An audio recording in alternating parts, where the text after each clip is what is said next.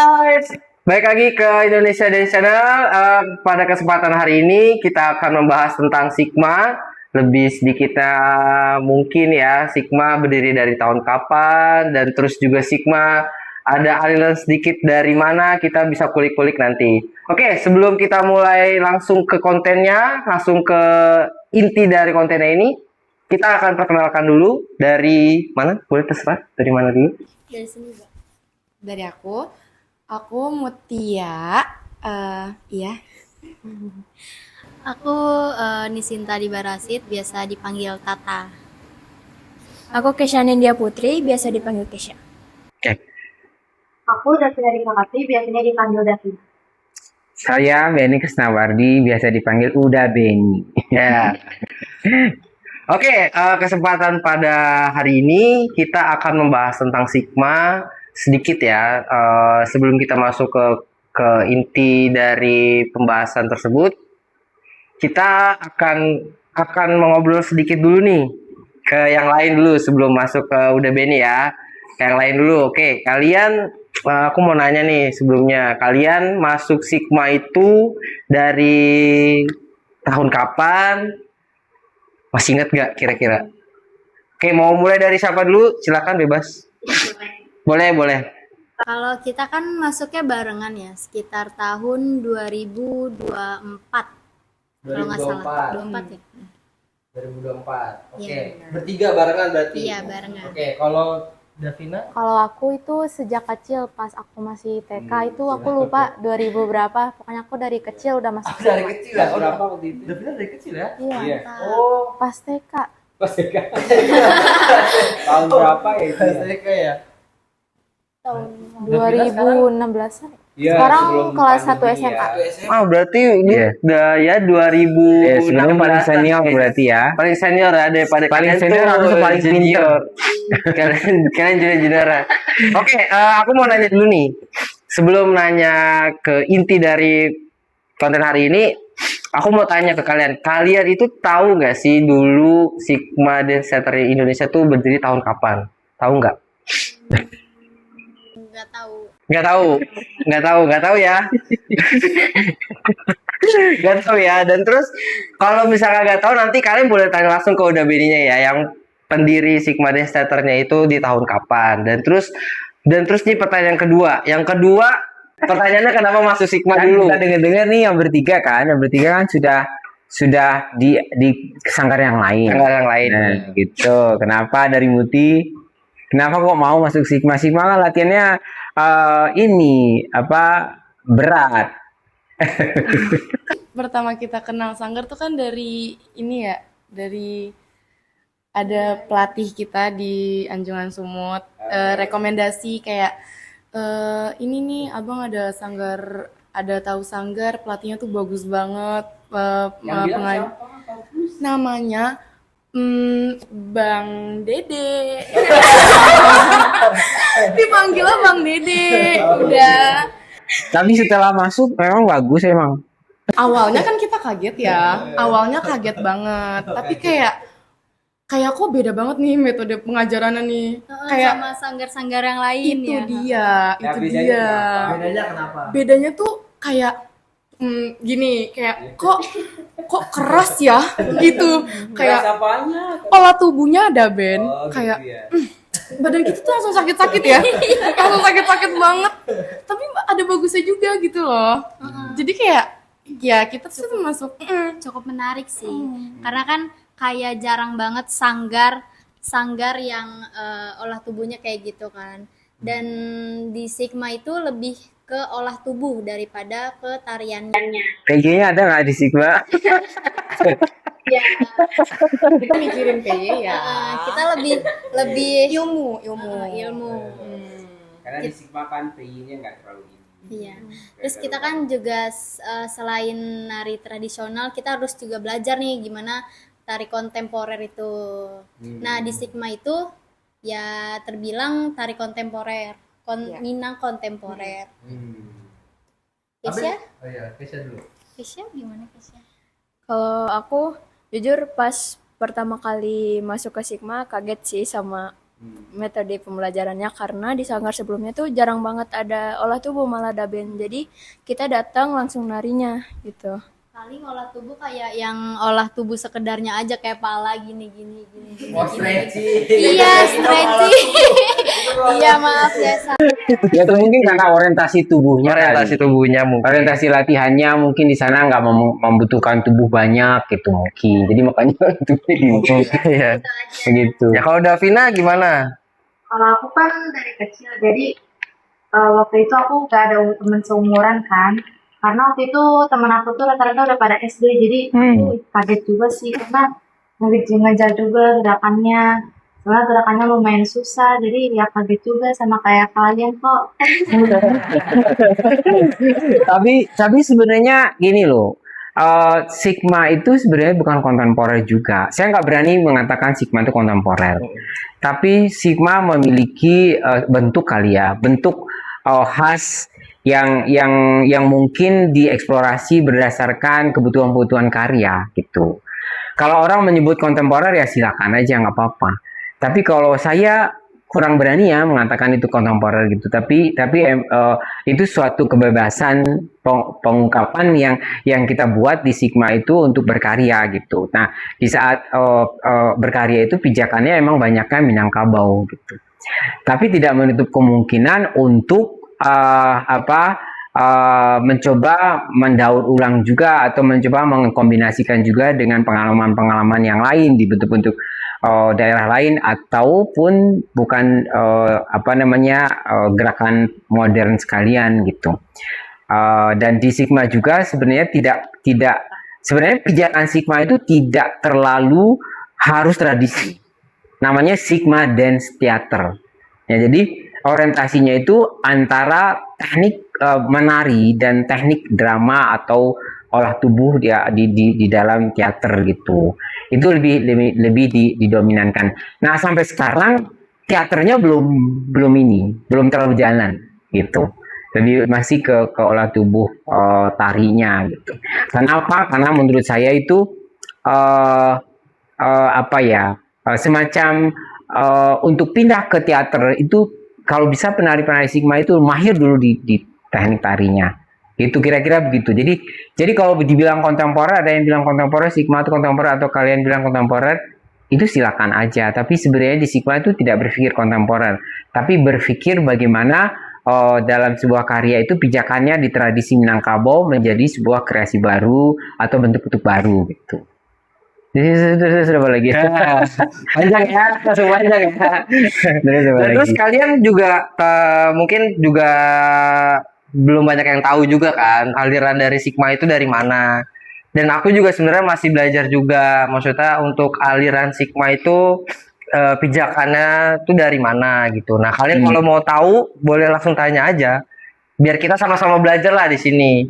Mungkin ada yang mau tanya atau gimana? Tapi Bang, kan kita sebelum masuk ke alirannya, Iya. aku mau tanya dulu nih kan, namanya itu kan Sigma Dance Theater. Iya. Deketin. Nah, Daben tuh terinspirasi dari nama Sigma Dance Theater itu apa sih? Mungkin ada Filosofinya benar. tertentu dari Benar. nama tersebut. Sebenarnya gini, Sigma itu sebenarnya nama dari daerah kita ya. Kalau nama Sigma itu sebenarnya diartikan sama warga yang di sini sendiri sebenarnya sigap dan mandiri. Artinya orang mandiri kan, mandiri. Jadi kalau saya pakai nama Sigma ini, satu emang karena satu daerah sini. Terus yang kedua karena filosofi dari Sigma itu sendiri. Kayaknya bagus ini menjadi emang seorang penari yang harus mandiri gitu kan. Dan tangkas, sigap kan, tangkas gitu. Nah, itu sebenarnya nama Sigma itu. Nah, makanya saya mau ambil nama berdasarkan daerah di sini dan filosofi Sigma itu sendiri dari warga di sini gitu. Padahal juga nggak tahu kan arti Sigma kan, Sigma apa? Dan Sigma itu sigap dan mandiri sebenarnya bagi orang-orang sini gitu. Dan terus kenapa namanya teater dance theater? Karena saya ingin di dalam dunia tari tradisi kita itu sebenarnya ada kombinasi drama atau teknik teater gitu ya, tari, musik itu kan komplit. Kalau kalian tahu ini nggak sih teater Randai, tahu nggak sih? Tahu Randai nggak? Randai nggak tahu, tapi pernah dengar. Tapi pernah ngeliat ya yang Langsung lihat yang langsung. ini, yang Tariannya. bener-bener randainya? Ada bener randainya gitu. Belum ya. Nah, itu bagus banget. Sebenarnya Randai itu unik gitu. Dan dia dalam Randai itu punya unsur tadi teater, musik, apa namanya, tari, dan juga unsur-unsur yang lain gitu ya. Nah, saya tertariknya di situ sebenarnya. Kenapa pakai namanya dance theater? Jadi saya ingin menggabungkan apa namanya pijakan-pijakan di Randai tadi menjadi bentuk baru di kita di sini di teater di apa di karya-karya kita di Sigma gitu. Dan dengan memakai nama itu dance theater itu rasanya di situ punya kebebasan yang lebih luas ya, tidak terfokus pada hanya tari gitu. Itu sih sebenarnya makanya kalau soal Sigma itu berdasarkan kepada filosofi nama Sigma itu sendiri, sigap dan mandiri, tangkas gitu dan mandiri ini yang saya tertariknya karena saya ingin mendidik siswa-siswa atau anggota-anggota di Sigma ini benar-benar menjadi seorang pribadi yang mandiri gitu. Dan dia emang tangkas mahir di dalam teknik menarinya, tapi juga mandiri dalam kehidupan pribadinya gitu. Dan kalau soal teater itu saya rasanya kalau di teater digabungkan sama tari itu punya kebebasan yang lebih luas gitu sih sebenarnya gitu. Kira-kira panjang ya. Tapi selama Daben itu kan dari sebelum 2016 kan pasti udah berdiri kan Sanggara. Dari awal Daben diriin Sanggara ini sampai sekarang tuh kendalanya tuh apa sih Daben? Oh, banyak banget. Banyak banget ya. Sebenarnya mungkin Bagus nih pertanyaan. mungkin Sigma ini berdirinya tuh tahun 2000 loh. Tahun 2000. Jadi saat-saat mendirikan Sigma ini juga itu kita nggak punya tempat, nggak punya apa ya, benar-benar kita latihan itu waktu itu hanya di lapangan.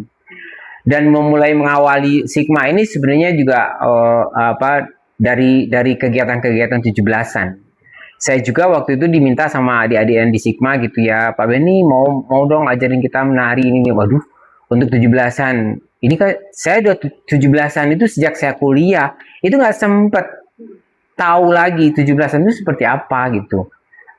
Saya jadi akhirnya, oh ya bagus. Saya tahun pertama saya bilang saya belum bisa. Tahun kedua saya belum bisa. Tahun ketiga saya diajakin lagi, baru saya tertarik gitu. Karena saya pikir, wah kenapa saya nggak ini ya? Anak-anak kan sudah ada kemauan. Kalau di dalam tari itu kan sebenarnya ada kemauan itu lebih penting daripada bakat. Bakat kalau nggak diasah nggak bagus. Bakat nggak punya semangat nggak bagus.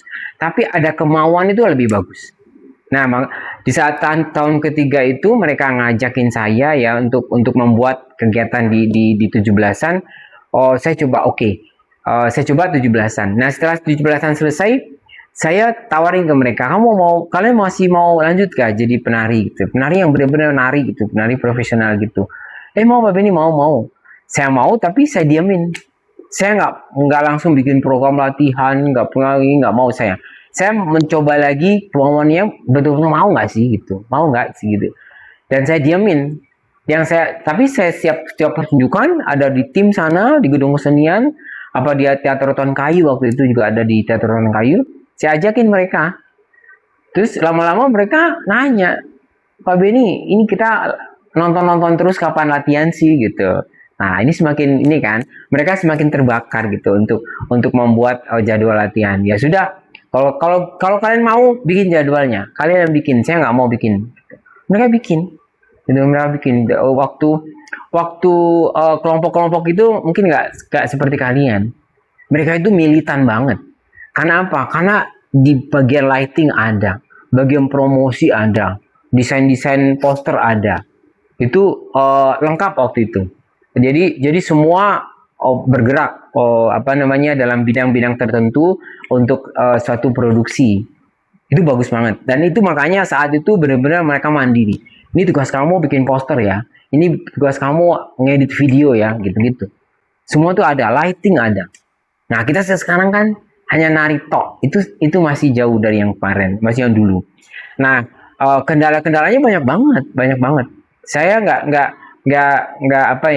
berjalan mudah gitu untuk Sigma ini. Karena apa? Karena saya itu benar-benar sendiri. Farhan waktu itu masih kecil, belum bisa bantu apa-apa. gitu. Jadi saya di sini di lingkungan di Jati Makmur ini di Sigma ini juga nggak ada teman-teman yang bisa membantu gitu di bidang tari karena teman-teman saya kan banyak komunitasnya di sana di pusat ya di Jakarta. Saya ajak ke sini kasihan karena jauh gitu. Nah tapi kalau di saat evaluasi kita undang mereka gitu, undang mereka. Nah untuk kendala secara pribadi sih ya mungkin bagi saya berat banget karena ini kelompok yang saya bangun dari nol banget. Jadi semuanya harus dimulai dengan diri sendiri. Jadi makanya saya bilang kalau segala sesuatu dimulai dengan sendiri, ya benar-benar dengan niat yang tulus gitu ya, insya Allah akan berjalan baik gitu. Dan alhamdulillah walaupun perjalanannya hanya sampai sekarang seperti ini ya, tapi secara progres awalnya itu sudah cukup lah. Walaupun jalannya seperti pelan, tapi tetap dijalanin. Karena sebenarnya ilmu yang tari ini sebenarnya ada di tubuh kita. Nah kalian juga begitu. Nanti tergantung kaliannya. Kalian mau nggak menjalankan itu? Jangan berpikir saya nggak ada tempat. Karena kalau latihan menari yang namanya dance theater itu dimanapun tempatnya kalau kita mau itu akan ini. Nah kendala-kendala yang saya rasakan itu lebih banyak masalah tempat sebetulnya. Tapi anak-anak saya bilang kalian mau latihan nggak? Mau. Tapi kita latihan di lapangan, gitu. Kalian mau latihan nggak? Tapi kita latihan hanya tempat di teras rumah kecil aja, karena kita nggak punya, gitu. Dilalahnya mereka mau, gitu. Iya Pak, saya mau, kita mau. Nah, itu yang mau sebenarnya. Dalam sebuah komunitas, sebuah sanggar itu yang dia akan lahir kelompok-kelompok atau individu-individu yang kuat itu berdasarkan kelompok yang seperti itu. Jadi benar-benar yang punya keterbatasan. Ibaratnya suatu prestasi itu sebenarnya banyak lahir itu dari kondisi yang terbatas. Tidak selalu dari kondisi-kondisi yang telah mapan gitu. Dan orang-orang yang lahir dari keterbatasan itu pun saya baca banyak seniman-seniman dunia pun banyak lahir dari keterbatasan gitu. Oke, ternyata tentang bahas Sigma banyak juga ya. Tapi aku juga sebenarnya mau sedikit cerita sih sebelum masuk ke pertanyaan selanjutnya. Sebenarnya aku mau sedikit cerita.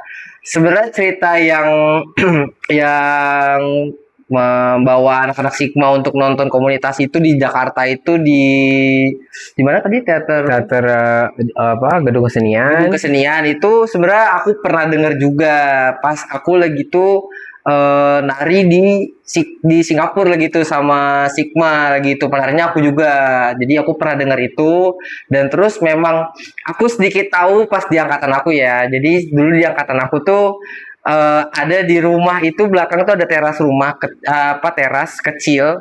Jadi kecil dah itu di situ aku latihan di situ. Nah, makanya menurut aku di angkatan kalian tuh enak, udah termasuk enak, udah besar, udah lantai udah ubin gitu. Kalau dulu aku masih aspal gitu. Jadi dulu aku pernah latihan dulu ini agak sedikit cerita ya. Jadi dulu itu aku pertama kali latihan nari piring itu pegang piring nggak bisa. Sama sekali nggak bisa karena takutnya ya pasti takut jatuh. Dan terus dulu aku ngakalinnya gimana? Nah di bawahnya tuh dikasih karet gitu di bawahnya itu. Nah terus dari gitu Papa bilang kok bisa tiba-tiba gitu kan? Papa tahu mungkin kayak Papa tahu ngeliat bawahnya ada karetnya dicopot di bawahnya. Karena nggak boleh. Kalau belajar tari piring itu ya, iya. Kalau pakai karet atau itu pakai cincin itu kita nggak bakalan bisa tari piring. Iya, karena jadi masih belajar tari piring itu sebenarnya langsung nggak pakai karet supaya rasa keberaniannya muncul.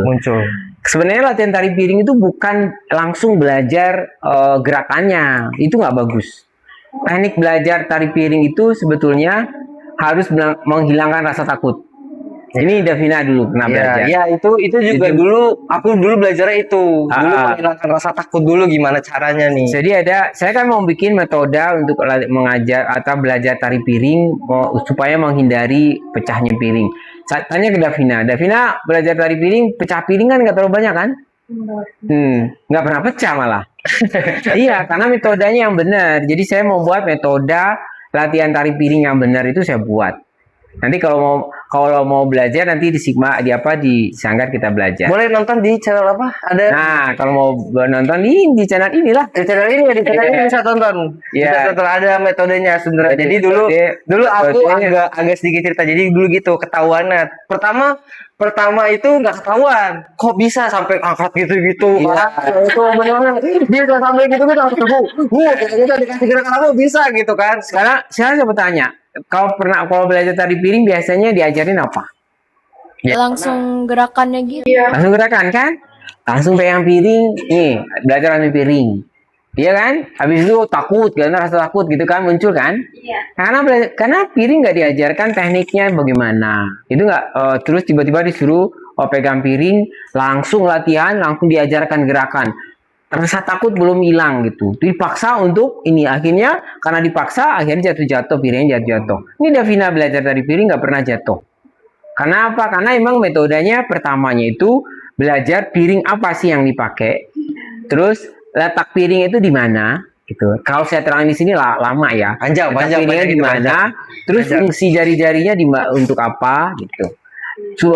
Posisi badannya seperti apa gitu. Kalau saya mencoba saya buat metodenya itu ada dua prinsip tubuhnya. Jadi prinsip paralel sama prinsip keseimbangan. Jadi contohnya kayak gini, kalau badan ke depan, piringnya harus ke dalam. Kalau badannya ke kanan, piringnya untuk yang ke kiri. Itu kiri, keseimbangan. Jadi berlawanan, badan itu harus berlawanan sama piring. Jadi kalau yang paralel itu ada yang naik, bawah. Paralel kan itu. Jadi dia ini. Jadi sama-sama. Jadi prinsip itu kita ajarin dulu dari ininya. Nah, di yang lain-lain itu banyak langsung dikasih ini akhirnya piringnya banyak yang pecah.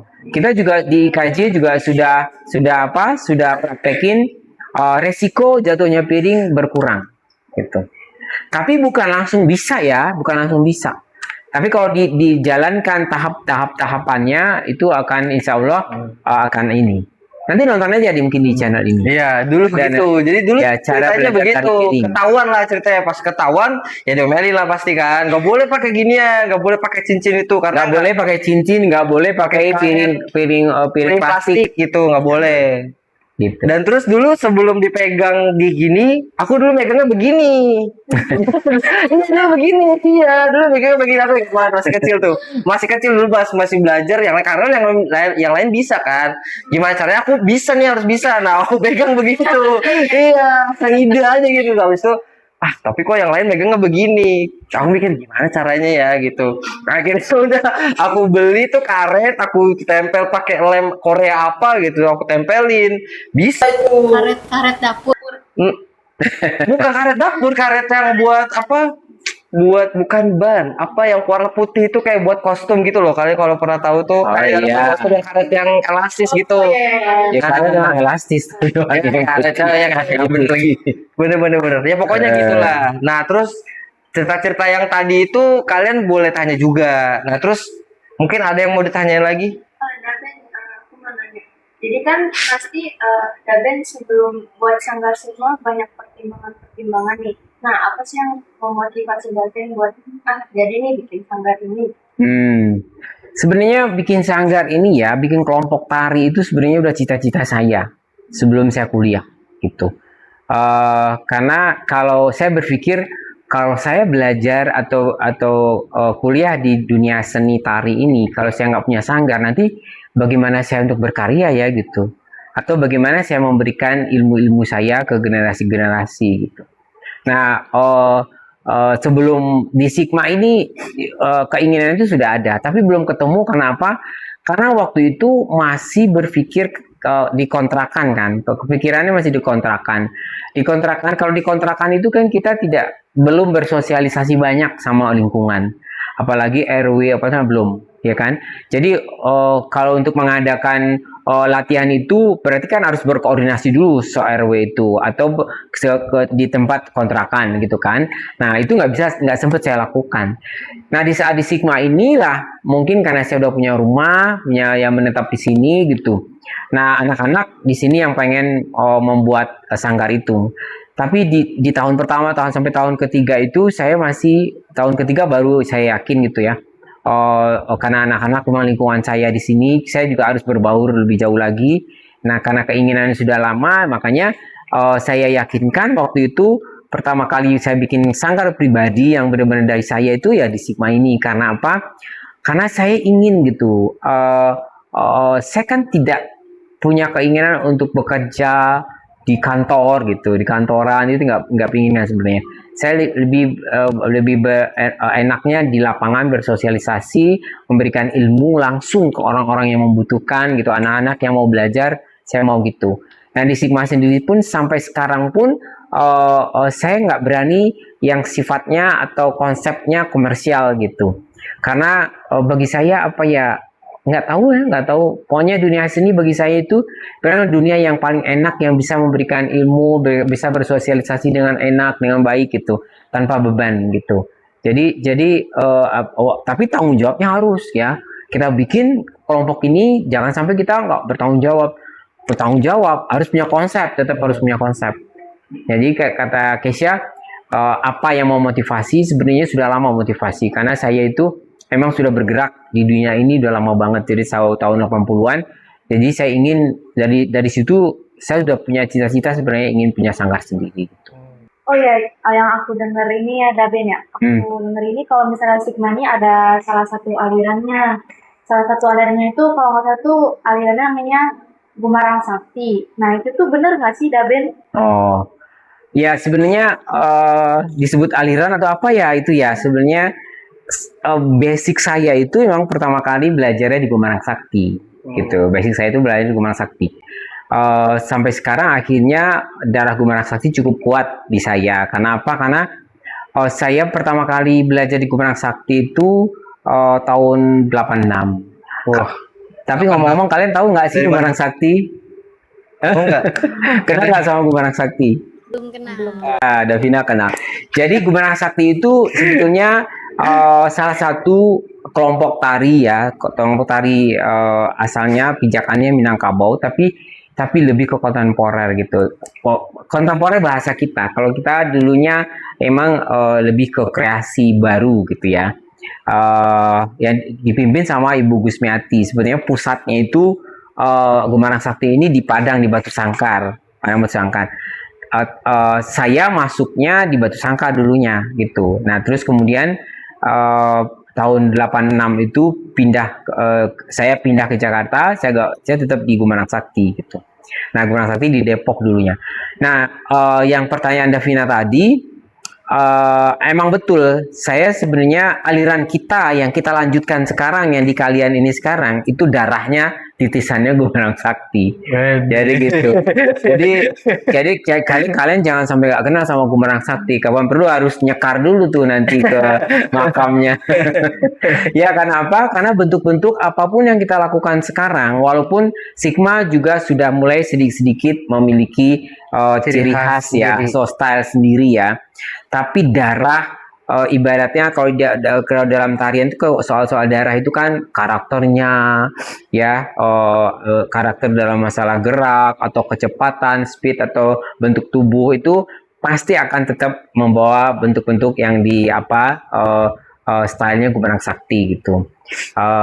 Karena apa? Karena bagi saya sendiri ada dua misi sebenarnya. Satu, memang saya ingin melanjutkan dan ingin melestarikan bahwasanya aliran yang ada di Gumarang Sakti ini juga tanggung jawab saya untuk melanjutkan gitu. Bukannya saya mencontek, bukannya saya hanya menciplak aja, tapi juga rasa tanggung jawab secara moral gitu. Saya harus melanjutkan, saya harus memberikan bentuk-bentuk Gumarang Sakti ini ke banyak orang. Karena ini sebuah warisan lah menurut saya. Saya dapatnya dari Gumarang Sakti, ini wajib saya juga berikan ke orang lain. Dan terus yang kedua, ini juga suatu pijakan yang menurut saya sangat kuat buat saya ya, sangat kuat. Dan saya pijakan itu yang akan saya jadikan bentuk-bentuk baru gitu, pijakan-pijakan ini. Jadi emang selain dari ini warisan dan harus saya lestarikan, saya nggak mau bentuk-bentuk yang ada yang saya terima dari Gumarang Sakti itu terputus gitu, dan nggak dapat generasi baru. Karena kata orang, ada teman-teman juga mengatakan, Beni lanjutkan ini gitu. Nah, di tangan saya mungkin saya coba semampu saya. Nah, itulah wadahnya di Sigma sekarang. Jadi bentuk-bentuk yang ada di Gumarang Sakti yang sudah kita kombinasi atau eksplorasi dengan bentuk-bentuk kita, itu tetap kita ajarkan. Saya ajarkan, dan mudah-mudahan kalian juga bisa nanti belajar style Gumarang Sakti itu seperti apa. Nanti style Sigma itu seperti apa. Nanti anak-anak Sigma itu punya aliran yang benar-benar bisa kuat, itu aliran Gumarang Sakti dan aliran Sigma sendiri di dalam karya gitu. Nah, ini kenapa saya nggak mau keluar, karena saya rasanya ini tanggung jawab saya gitu. Saya harus lanjutkan. Begitu, Davina. Ya, jadi gimana? Ada yang mau ditanya lagi? Kalau aku mau nanya nih, apakah emang benar dulu itu Gumarang Sakti itu militan itu seberjuang itu dulunya? Apa emang sebelumnya Gumarang Sakti itu memang ya Ibu Gusmiatiso itu niatnya ya udah bikin komunitas ini, bikin sanggar ini gitu? Apa memang ada tujuannya Ibu untuk membuat Gumarang Sakti ini? Kalau tujuan Ibu saya nggak tahu ya. Cuman kalau militannya, militan banget. Yang menurut kamu di bidang apa militan?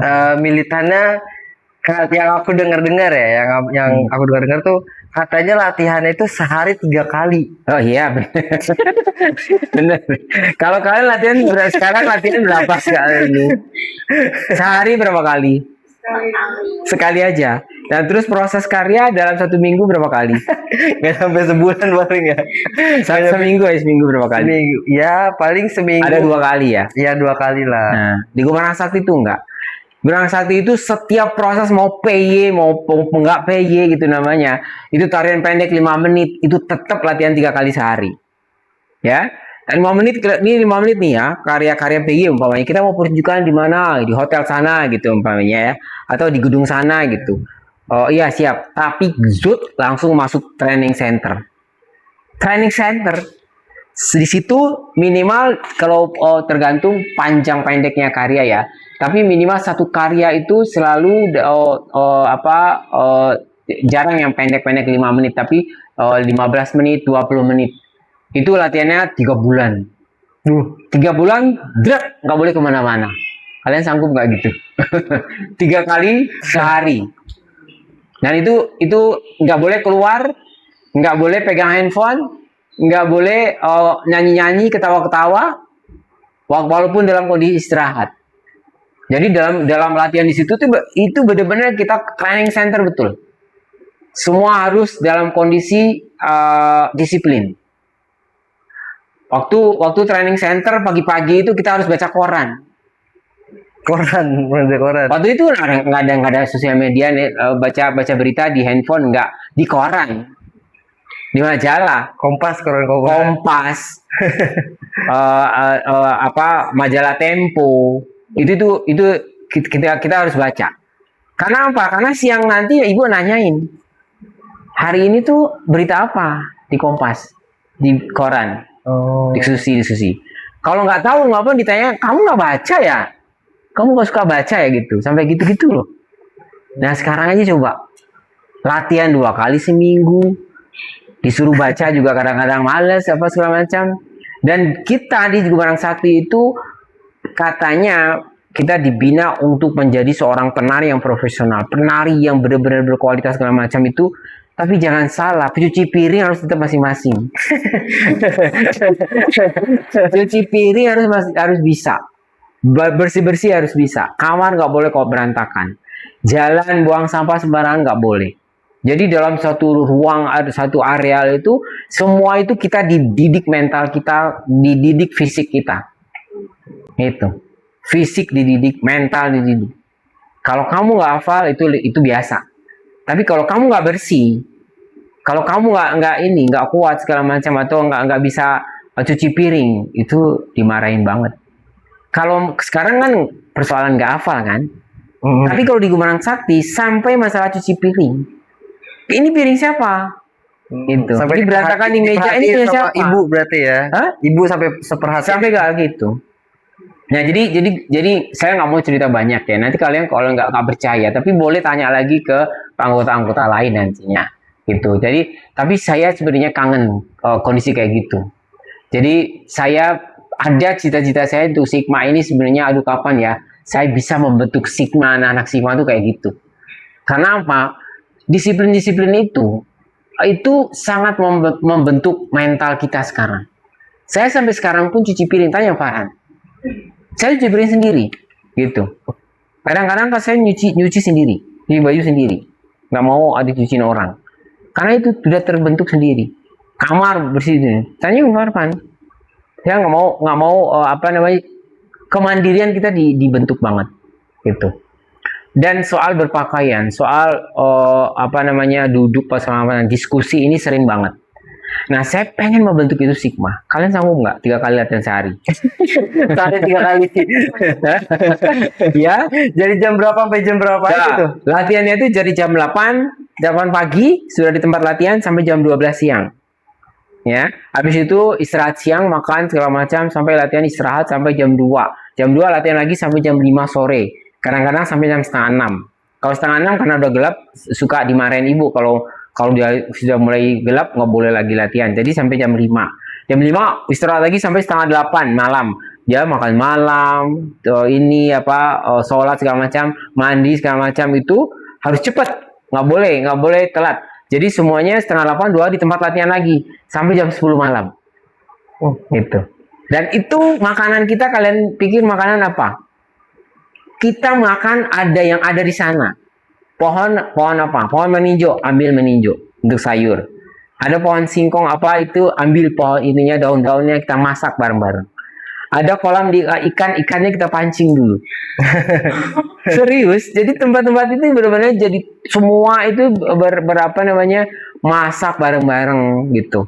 Jadi kalau mau ikan, makan ikan, pancing dulu ikannya gitu. Kayak gitu.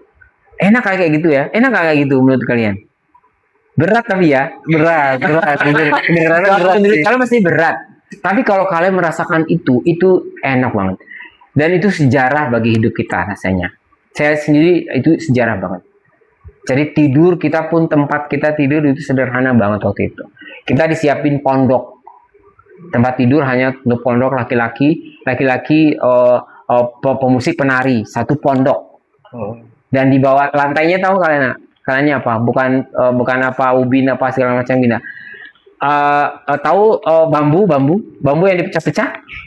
Itu biasanya di lantai itu bambu gitu. Jadi kalau malam itu angin-angin siwir gitu, angin-angin dari bawah. Kalau tidur, iya benar.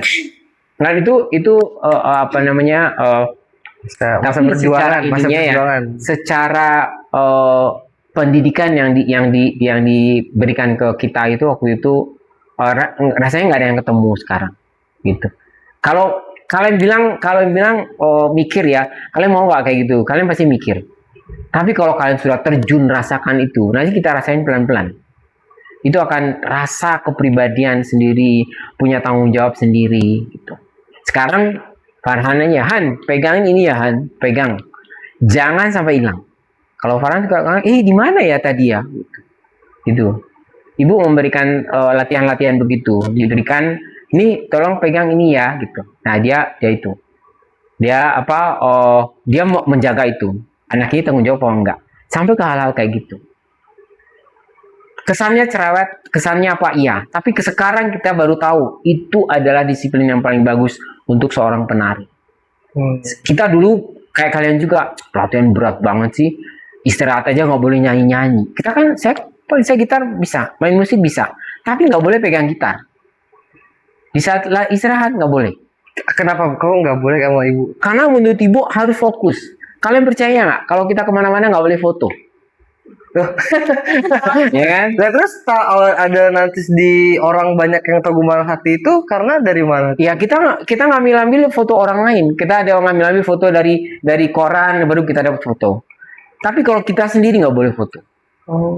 selama perjalanan makanya sampai sekarang saya nggak punya banyak dokumentasi saya, foto, video, karena nggak boleh selama perjalanan itu bercakap cekikik gitu. Selfie-selfiean dulu itu nggak boleh. Jadi harus fokus. Serem banget. Di mana-mana fokus. Gitu. Nah gitu, kira-kira gitu.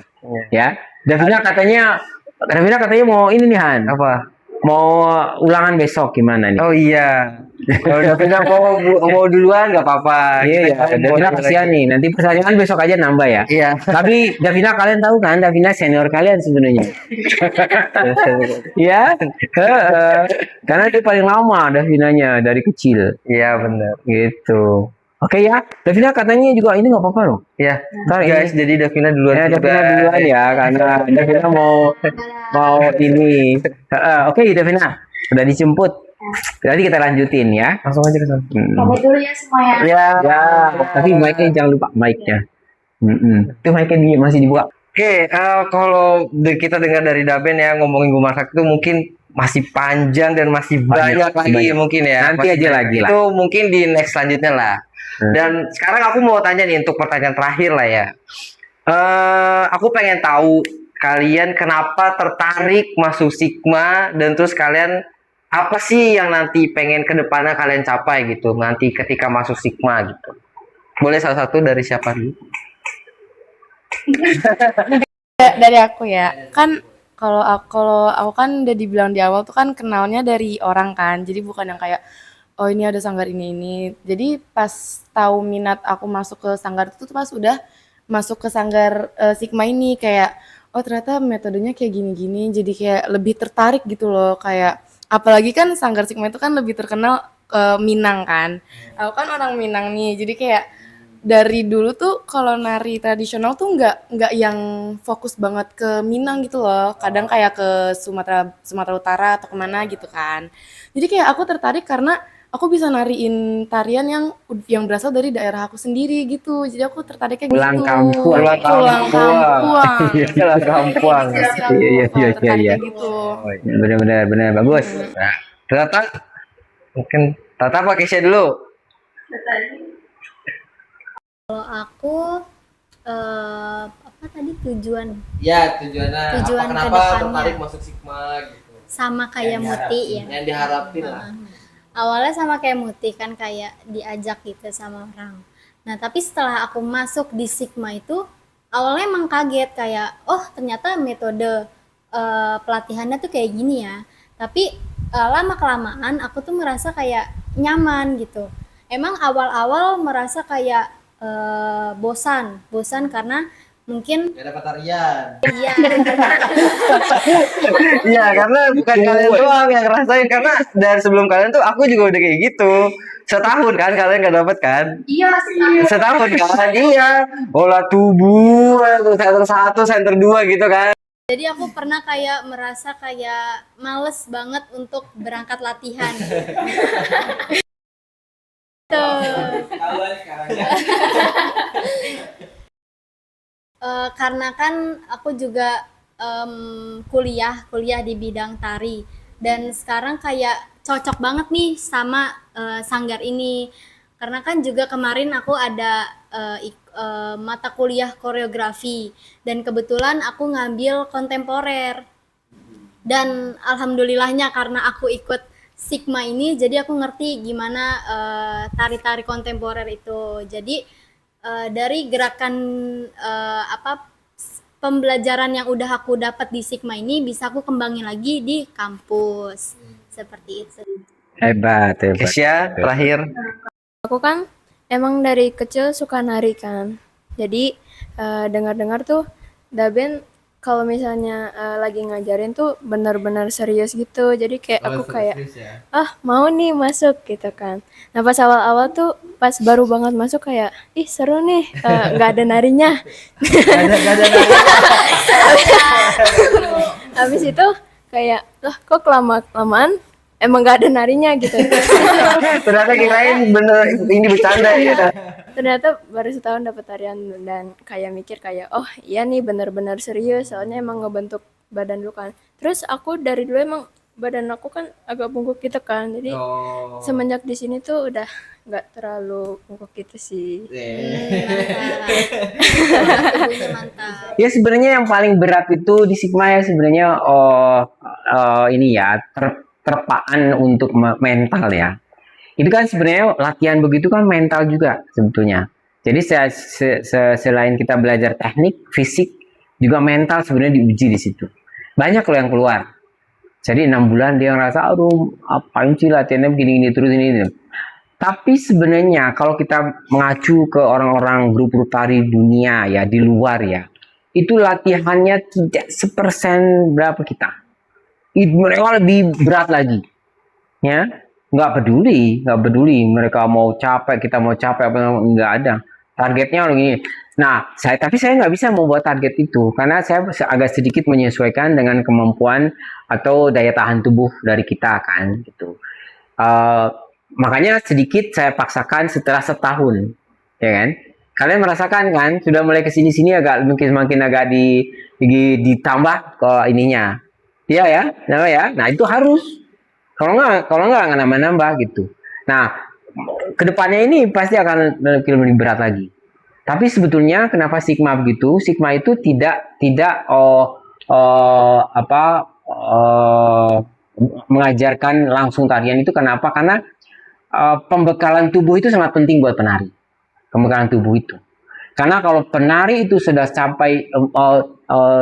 mencapai titik fleksibilitas tubuh dengan baik, dia mudah mempelajari berbagai macam gerakan tari Minang kah, tari Betawi kah, tari apapun yang lain, dia tubuhnya sudah siap. Tapi bukan berarti bisa ya, tapi siap.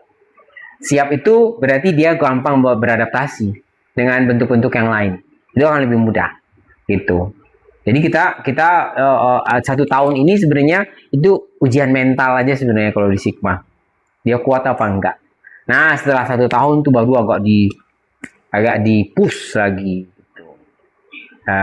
Ini mulai Januari kemarin kan kita sudah mulai di push tuh ya, sudah mulai semakin ditambah bebannya baik secara teknik baik bentuk gerakannya gitu. Jadi harus sabar latihan Sigma. Tapi di Sigma banyak PY nggak sih? Jangan itu dulu ya. Sebenarnya kalau PY itu bagi kita sebenarnya itu bonus. Jadi kalau umpamanya kita udah bisa pinter sebenarnya bagus secara teknik, mahir secara teknik, PY itu akan datang ke kita gitu. Gak usah terlalu dikejar-kejar apa segala macam gitu. Jadi karena takutnya kalau terlalu banyak PY nanti kalau saya mengizinkan kalian PY kan, udah Ben izin ada PY, oh bagus PY aja nggak apa-apa, tapi jangan keseringan kayak gitu ya. Jadi harus mengimbangi supaya fokus tetap latihan teknik, persiapkan tubuh, PY-nya akan datang. Ya kira-kira begitu. Wah, cukup panjang ya untuk podcast hari ini. Dan aku berharap sih untuk semuanya juga bisa mendengar dari pengalaman dari Gumarang Sakti juga dan cerita dari Sigma juga tadi ya. Sudah dikupas-kupas juga. Dan aku berharap untuk podcast hari ini itu bisa bermanfaat juga buat yang lain juga, terinspirasi juga untuk yang lain. Jangan lupa di komen, di like, and subscribe untuk YouTube Indonesia Dance Channel. Maju terus dunia tari Indonesia.